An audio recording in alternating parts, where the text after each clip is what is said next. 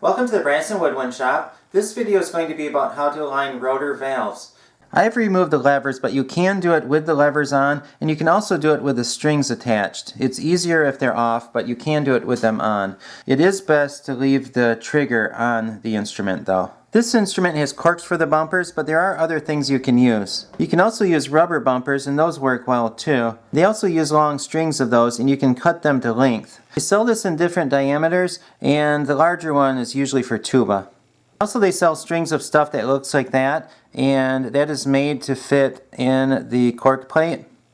Different technicians use different things for bumpers, and also different players like to use different things for bumpers. There are a lot of things that will work. Experiment and use what you like best, or use what the owner of the instrument wants you to use.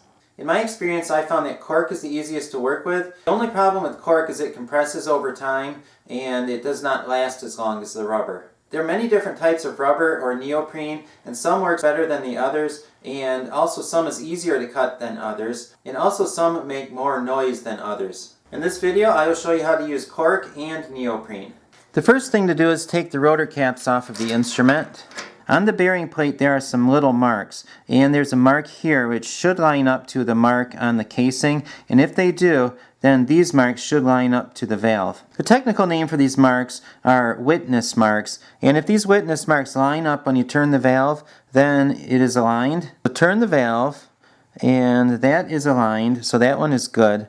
And turn it the other way. That one goes a little too far, so that cork is not thick enough. I will need to take that cork off and put a thicker cork on. Then on the next valve, those witness marks line up, so that is good. We'll turn it the other way, and that one does not go far enough, so that cork is too thick. So I will take a razor and cut that one down. On the next valve, they both line up, so I do not need to do anything to that valve. On the fourth valve, that one lines up, and that one also lines up. And you'll notice that the witness marks on the fourth valve are 120 degrees apart, and on the other valves they are 90 degrees apart. And that's because this valve is smaller, and it has to travel farther to line up the tubing. If you're wondering why there are two third valves on here, that's because they made a mistake probably at the factory and they changed it to a 1, but the 3 is still underneath that. Now I'm going to take care of the second valve, the one that does not travel far enough. I'm making a mental note of how far off it is and which one it is and how much I will need to cut off. So turn it over, and the one I need to cut is this one. Since the levers and strings are off, it's going to be easy to get in there and cut that, and I'm going to use a regular razor. But if things are tighter, you can use a different razor, and this is a lot thinner and can get into smaller areas.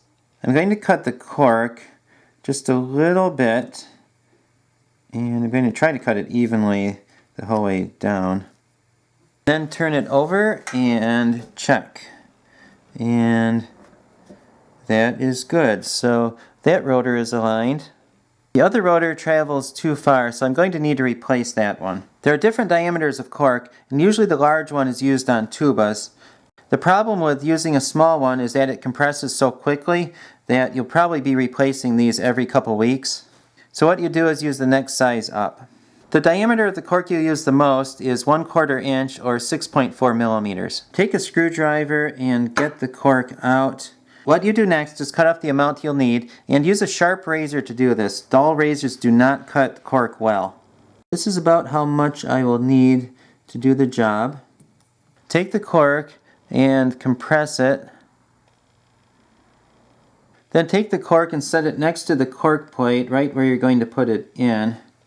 Then take a screwdriver and push it into the cork plate. You want it to go all the way in. There's a little gap in the back, so to fill in that gap, I am going to take the screwdriver, push it, and rotate it in. Now the cork is in, and it's already compressed by the way I put it in there, so it's not going to compress as much when the rotor arm hits it. So this cork will last a lot longer than it would if you used a smaller diameter. When you're done installing the cork, cut the cork level with the top of the cork plate.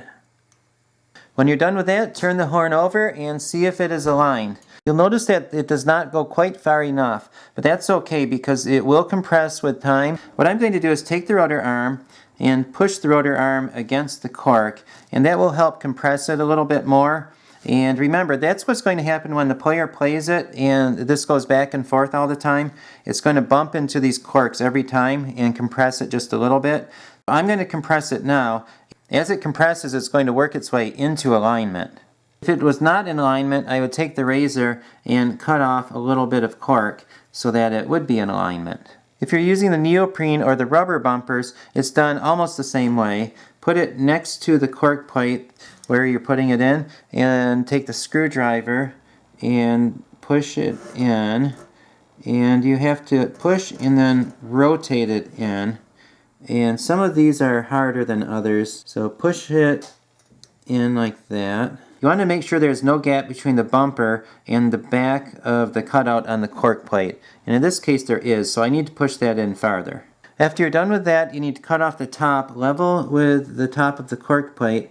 And the reason you do that is so that the rotor arm does not hit it when it comes around. If it's too high up, the rotor arm can run into it and then get stuck.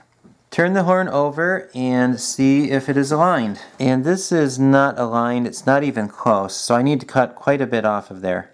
Take the razor and cut it. You want to cut it where the stop arm hits the bumper. Neoprene cuts a little harder than the cork, but it will cut with a sharp razor though.